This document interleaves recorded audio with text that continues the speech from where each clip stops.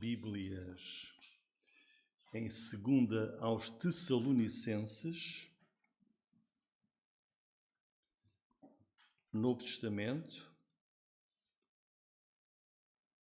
2ª aos Tessalonicenses, capítulo 2.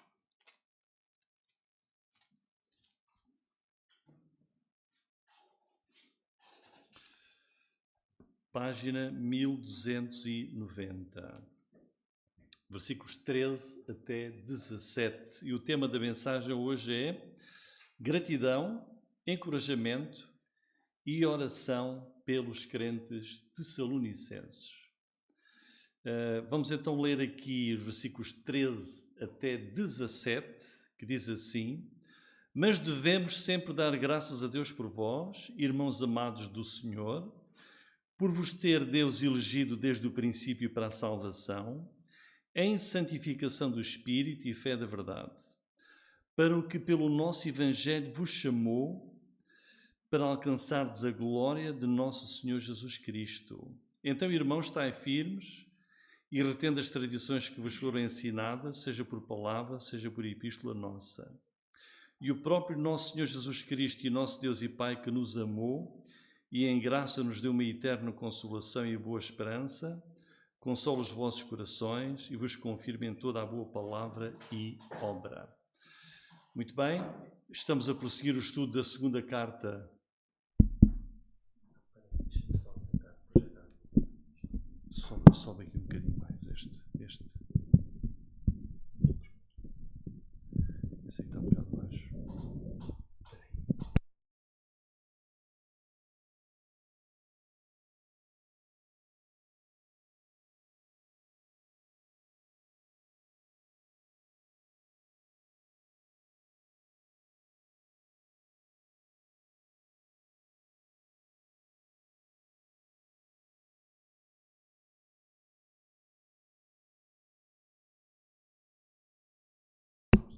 Muito bem, pedimos desculpa por esta interrupção aqui do som, que estamos a melhorar.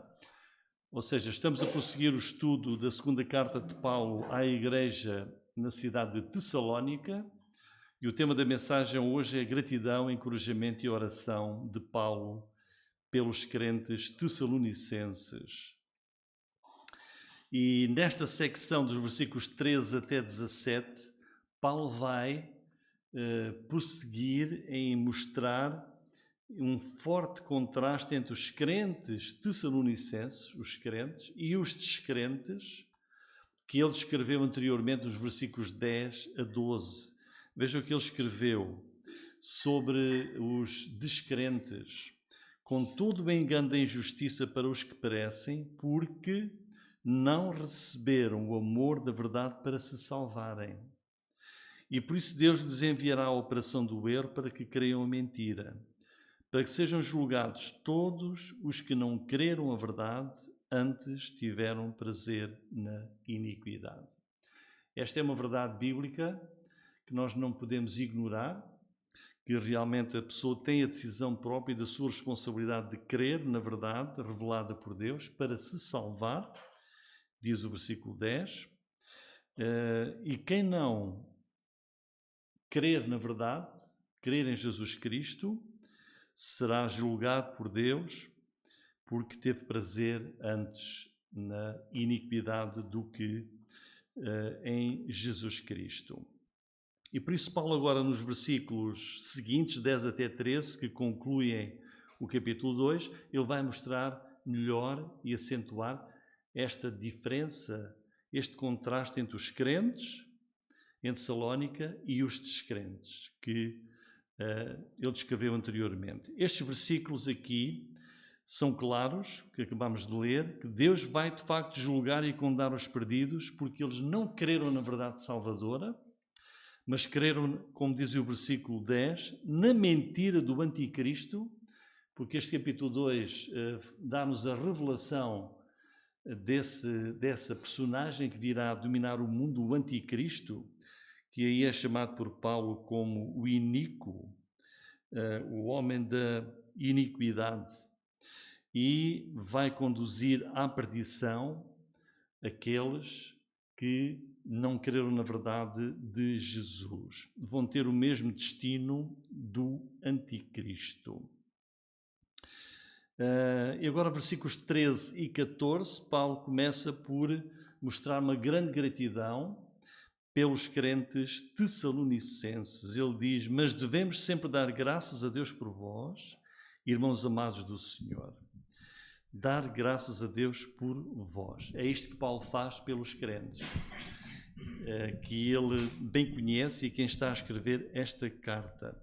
Paulo fundou esta igreja dos Tessalonicenses com a ajuda de outros colaboradores, que estão lá no versículo 1 do capítulo 1, Paulo, Silvano ou Silas e Timóteo. E estes, Paulo, não apenas Paulo, mas os outros colaboradores, sentiam-se gratos a Deus por causa daquela igreja que lhes trouxe a maior alegria. E o testemunho, a conduta dos crentes tessalonicenses merece, como ele diz aqui, louvores a Deus. Ele diz: damos graças a Deus, louvamos a Deus por vós. O que é que Paulo aqui está a enfatizar? Está aqui a enfatizar aquilo que Deus está a fazer na vida daqueles crentes. Quer dizer que nós, no nosso testemunho cristão, estamos a evidenciar aquilo que Deus, através do seu Espírito, através da sua palavra, coloca no nosso coração para nós mostrarmos ao mundo à nossa volta. Vejam que no mesmo versículo 13, Paulo chama aqueles irmãos amados do Senhor. Ele está aqui a revelar àqueles crentes que eles, como igreja, são amados pelo Senhor. Eles são irmãos amados do Senhor. Esta maravilhosa revelação e referência ao amor de Deus, ao amor de Jesus. Nós não podemos esquecer o contexto deste capítulo, que está lá no versículo 1. O que é que Paulo aqui está a falar? Está a falar da vinda de Jesus. Vejam: ora, irmãos, rogamo-vos pela vinda do nosso Senhor Jesus Cristo e pela nossa reunião com Ele. E tendo isto em mente, tendo este evento próximo que é a vinda de Jesus para nos levar com Ele no arrebatamento, Paulo aqui quer assegurar àqueles crentes o quê? Olha, vocês são, apesar de todas as dificuldades que possam estar a enfrentar, eu quero assegurar-vos que vocês são amados do Senhor. E que quando o Senhor Jesus vier, Jesus virá para quem? Jesus virá para o mundo descrente? Não. Jesus virá para os crentes, para nós que somos o seu povo. Jesus não virá para salvar o mundo descrente. A salvação do mundo está a ocorrer a pouco e pouco, à medida que damos testemunho do Evangelho. E quando Jesus vier, o próximo acontecimento da segunda vinda de Jesus é o arrebatamento, ele virá de um modo especial para os crentes. E até lá, Deus vai conservar em segurança para essa salvação final o seu povo, os descrentes. Enquanto que, ao contrário, Deus irá julgar e condenar os descrentes. Paulo está aqui a mostrar com muita clareza esta verdade. Vejam o que ele diz: mas devemos sempre dar graças a Deus por vós, irmãos amados do Senhor. Olhem agora o que ele diz: por vos ter Deus elegido desde o princípio para a salvação, em santificação do Espírito e fé da verdade. Pensando neste amor de Deus que Paulo aqui referiu, ele faz aqui também uma referência à eleição de Deus. Ele diz aqui: dá graças a Deus por Deus os ter elegido desde o princípio para a salvação. Vamos aqui debruçar-nos muito brevemente neste tema que Paulo aqui aborda, que é a eleição. E nós sabemos que existe uma enorme disputa e controvérsia sobre este assunto, grandes diferenças de entendimento sobre este assunto da eleição bíblica, da eleição na Bíblia. Portanto, o que é a eleição? O que é a eleição que a palavra de Deus nos revela? Muito brevemente, a eleição existe e é bíblica. Ou seja, é uma realidade bíblica e ela é referida 5 vezes, apenas 5 vezes na Bíblia. Para quem pensa que o tema da eleição aparece assim em cada livro, em cada página da Bíblia, aparece apenas 5 vezes.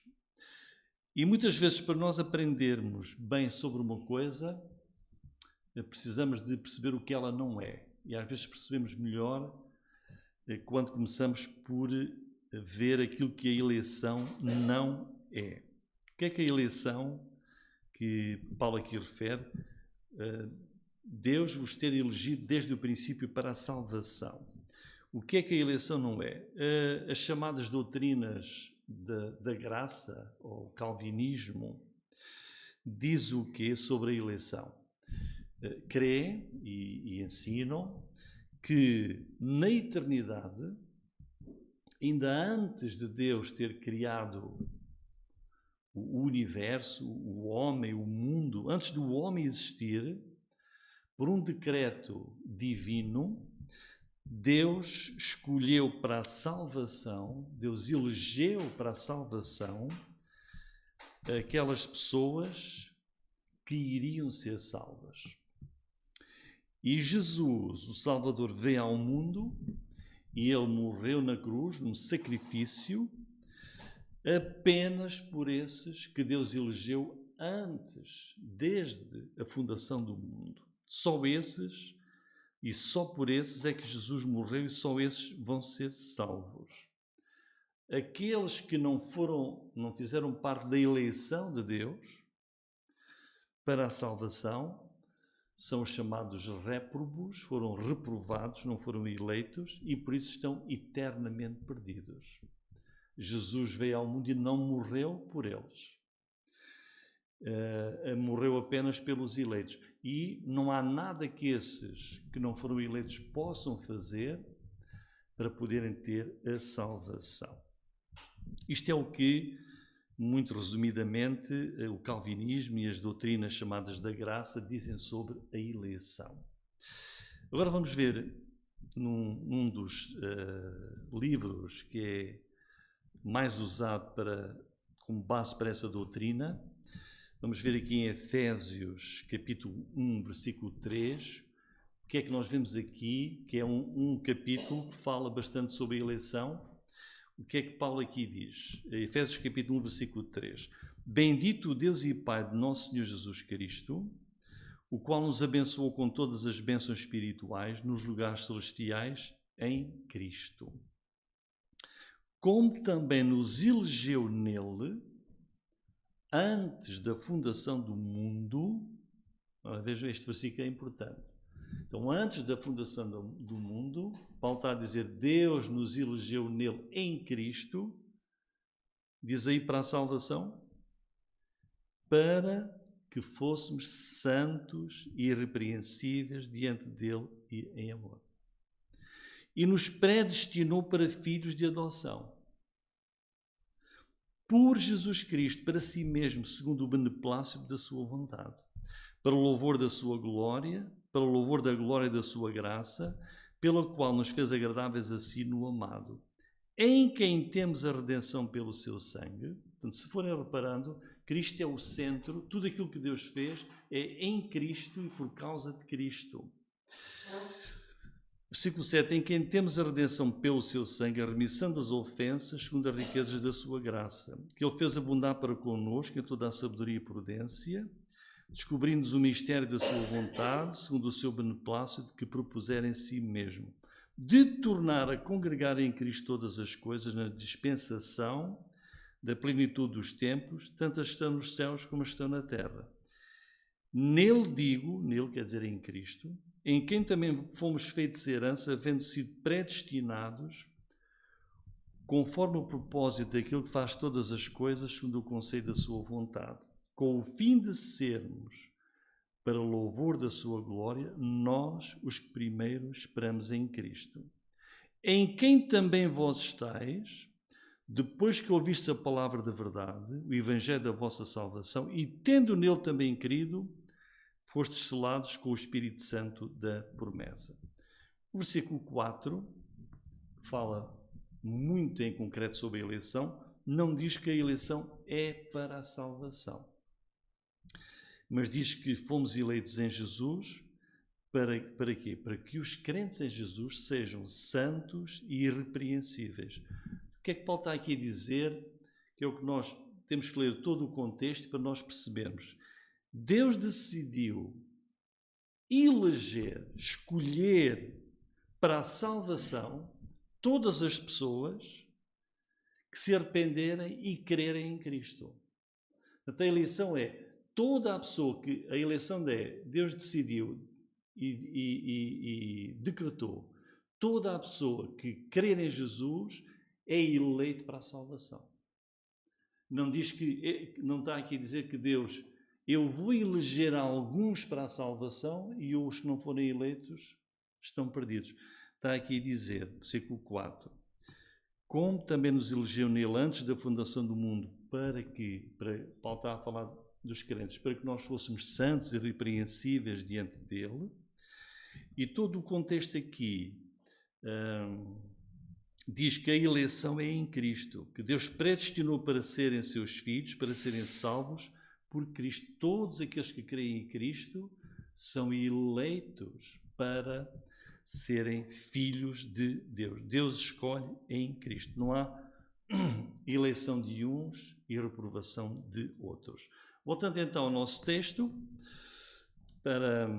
segundo aos Tessalonicenses, capítulo 2, versículo 13. Então daqui Paulo quer mostrar-lhes, dizer, olha, desde o princípio que Deus vos escolheu para a salvação, por causa da vossa fé em Jesus. E por isso, essa é a maior segurança que qualquer pessoa pode ter da parte de Deus, que é, se Deus desde o princípio determinou que aquele que crê em Cristo é eleito para a salvação, não há mudança nos planos de Deus. Essa é a maior segurança, porque ele diz aqui, vejam, Deus vos elegeu desde o princípio. Deus determinou que quem crê em Cristo é um eleito para a salvação. E por isso essa é a maior base de segurança para nós. A eleição que Deus fez daqueles crentes e nós é uma eleição para a salvação. E aqui é mais um contraste que Paulo faz com os perdidos do versículo 10. Que, vejam, versículo 10 o que é que diz? Não receberam o amor da verdade para se salvarem. É a responsabilidade de cada um, diz. Eles, os ímpios, os perdidos, não receberam a verdade para poderem ser salvos. E agora já vamos ver mais à frente que os crentes tessalonicenses foi diferente. Eles creram no evangelho que lhes foi pregado e por isso são eleitos para a salvação, por causa da sua fé em Jesus Cristo. Então Paulo cita aqui estes dois fatores importantes que mostram aquilo que Deus quer na vida dos crentes: santificação do Espírito e fé da verdade. Estas são virtudes importantes na vida do cristão. Fé na verdade. A verdade é uma revelação bíblica. Deus revela-nos a verdade. E essa verdade está no Evangelho de Jesus. E, portanto, vejam a diferença. Enquanto o versículo 12, que vimos há pouco, diz que os ímpios, descrentes, vão ser julgados por Deus porque não creram a verdade, mas escolheram ter prazer na iniquidade. Paulo diz, mas vós, amados irmãos de Tessalónica, vocês creram na verdade e não tiveram prazer na iniquidade, mas escolheram, decidiram a santidade nas vossas vidas, como diz aí o versículo 13, em santificação do Espírito e fé da verdade. Versículo 14, para que pelo nosso Evangelho vos chamou, olha, para alcançardes a glória do nosso Senhor Jesus Cristo. Este é um versículo muito importante. Paulo está a dizer que por meio da mensagem que ele pregou em Tessalónica, pregou lá o Evangelho de Jesus, por esse Evangelho, pela pregação do Evangelho, Deus está a chamar as pessoas, pela ação do Espírito Santo, chama as pessoas para crerem a verdade.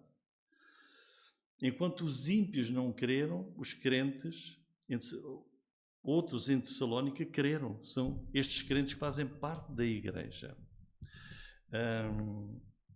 Portanto, Deus chama o mundo inteiro para que possa conhecer o Evangelho da salvação, possam receber e aceitar essa palavra que é a palavra da salvação. O capítulo 2 da primeira carta, versículo 13, diz assim: por isso também damos sempre, sem cessar, graças a Deus, pois havendo recebido de nós, vejam aqui, havendo recebido de nós a palavra da pregação de Deus, a recebestes não como palavra de homens, mas segundo é na verdade, como palavra de Deus, a qual também opera em vós os que crestes. É assim que Deus salva. Paulo está a dizer, aqui neste versículo 13 do capítulo 2 da primeira carta, diz: olha, damos graças a Deus por vós, porque vocês receberam a palavra que nós pregamos, crendo que ela era a palavra de Deus. E essa palavra opera nas vossas vidas, opera em vós que crestes em Jesus Cristo. E aqui nós podemos ver a importância da pregação do Evangelho e o relacionamento que existe entre o Evangelho, que é pregado, e a chamada de Deus. Quando se prega, quando se ensina o Evangelho, a palavra de Deus, há uma oportunidade de Deus. Deus está a chamar a outra pessoa, aquele que ainda não é crente, para poder conhecer Jesus e crer nele. Voltando para o versículo 14. Qual é o propósito final de Deus quando o Evangelho é pregado? Ora, vejam lá. Para o que pelo nosso Evangelho vos chamou, a chamada do Evangelho. E qual é o propósito? Para alcançardes a glória de nosso Senhor Jesus Cristo. Quando alguém ouve o Evangelho e crê, e aceita essa palavra que é a palavra de Deus, ele tem da parte de Deus, ao receber essa palavra, vai alcançar a glória do nosso Senhor Jesus Cristo, que é a salvação celestial e eterna. Que maravilha! Em segundo lugar, versículos 15 até 17, temos aqui o encorajamento e a oração de Paulo por aqueles crentes. Versículo 15. Tendo em conta tudo isto que ele está a dizer, ele diz: então, irmãos, estai firmes e retendo as tradições que vos foram ensinadas, seja por palavra, seja por epístola nossa. Quer dizer, olhando para essa gloriosa salvação que temos, essa esperança da glória, glória com o nosso Senhor Jesus Cristo, vida eterna, Paulo encoraja aqueles crentes e dá aqui um mandamento duplo. Olha, olhando para isso que Deus seguramente nos vai dar, o que é que ele aqui pede daqueles crentes? Em primeiro lugar, que permaneçam firmes sem vacilar na fé. Então, irmãos, estai firmes. E em segundo lugar, reter as tradições, ou seja, os ensinamentos, guardarem tudo aquilo que lhes foi ensinado, quer presencialmente e oralmente pela pregação de Paulo e dos seus colaboradores, Timóteo, quando lá foi, e Silas. Ou seja, eles guardarem esses ensinamentos que ouviram, mas também pelas cartas, seja por palavra, seja por epístola nossa. E aqui vemos claramente como é que o Novo Testamento foi formado. as cartas que os apóstolos enviavam para as igrejas que eram estabelecidas.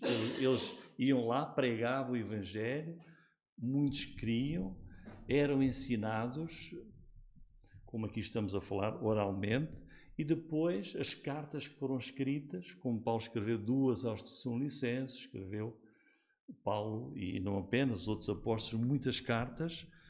Então Paulo está a dizer, fiquem firmes nisso que vocês aprenderam e naquilo que receberam, as cartas, as epístolas da nossa parte, que são as cartas inspiradas pelo Espírito Santo. E foi assim que se formou o Novo Testamento, desde os ensinamentos orais. Jesus não escreveu nenhuma carta. E os evangelhos o que é que são? Aquilo que Jesus pregou e ensinou, que Mateus, Lucas, Marcos e João registaram e escreveram. E fazem parte das Escrituras. E hoje nós temos o privilégio de quê? Claro, não temos o privilégio de ter ouvido oralmente os ensinos de Jesus ou os ensinos dos apóstolos. Temos aquilo que foi escrito. Como ele diz aqui no fim do versículo 15, seja por palavra, seja por epístolas, cartas que foram escritas. E esta é também uma exortação para nós. Hoje, século XXI, o que é que Deus pede de nós? Estai firmes, guardai, retende aquilo que aprenderam, que aprendemos na palavra de Deus. Versículo 16 e 17, Paulo vai agora terminar com uma oração que tem em vista os crentes tessalonicenses. E o próprio nosso Senhor Jesus Cristo e nosso Deus e Pai, que nos amou, uma vez mais a referência ao amor de Deus, e em graça nos deu uma eterna consolação e boa esperança, consola os vossos corações e vos confirme em toda a boa palavra e obra. Jesus recebe aqui, se virem no versículo 16, o seu título completo. Ele é o nosso Senhor Jesus Cristo. Uma referência também aqui ao Pai.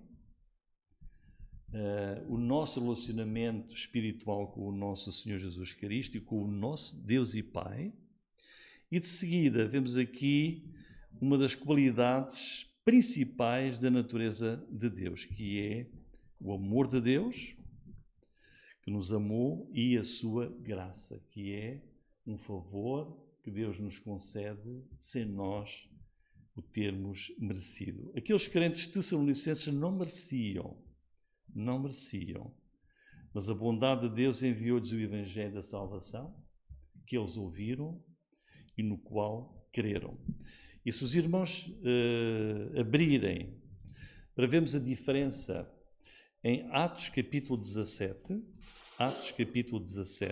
que temos como uma descrição de como é que o Evangelho chegou a Tessalónica, vamos ver aqui claramente que a palavra de Deus foi pregada, uns creem e outros não creem. Vejam o versículo 2. E Paulo, como tinha por costume, foi ter com eles e por 3 sábados disputou com eles sobre as Escrituras, expondo e demonstrando que convinha que Cristo padecesse e ressuscitasse dentre os mortos. E este Jesus que vos anuncio, dizia ele, é o Cristo. E alguns deles creram e ajuntaram-se com Paulo e Silas. E também uma grande multidão de gregos religiosos e não poucas mulheres principais. Agora temos aqui, estes creram. Mas temos os outros que também ouviram, olhem qual foi a decisão. Mas os judeus desobedientes, movidos de inveja, tomaram consigo alguns homens perversos dentre os vadios e, ajuntando o povo, alvoroçaram a cidade e, assaltando a casa de Jasson, procuravam trazê-los para junto do povo. E não os achando, trouxeram Jasson e alguns irmãos à presença dos magistrados da cidade, clamando: estes que têm alvoroçado o mundo chegaram também aqui. Os quais Jasson recolheu, e todos estes procedem contra os decretos de César, dizendo que há outro rei Jesus. E alvoroçaram a cidade e os principais da cidade que ouviram estas coisas. Portanto, a mesma cidade, judeus, não judeus, ouvem a pregação do Evangelho, muitos creem, se tornaram-nos irmãos e crentes da igreja em Tessalónica, mas outros não só não creram, como foram ofensivos e ostensivos e perseguiram não apenas o apóstolo e os seus colaboradores, e depois também, mais tarde, os crentes. E por isso vemos que é sempre assim, quando o Evangelho de Cristo é pregado. Voltando ao versículo 16, temos aqui o efeito do amor de Deus nos crentes, que é, nos deu uma eterna consolação e boa esperança. Devemos guardar isso em nossos corações. E finalmente, versículo 17, Paulo aqui termina a oração por eles, pedindo que Deus os console e que Deus os confirme. Vejam essa referência aí, toda a boa palavra e obra. Quer dizer, este deve ser o testemunho do crente, que não apenas crê espiritualmente no Evangelho, mas depois, externamente, em todos os aspectos da sua vida, pela sua boa palavra e pela sua obra, por aquilo que ele faz. Não deveriam deixar de viver como crentes, apesar das dificuldades que, conforme nós lemos ali em Atos, eles sofriam simplesmente por serem crentes. Esse é o nosso testemunho também hoje. Crer na palavra de Deus e também o testemunho de uma boa palavra e obra.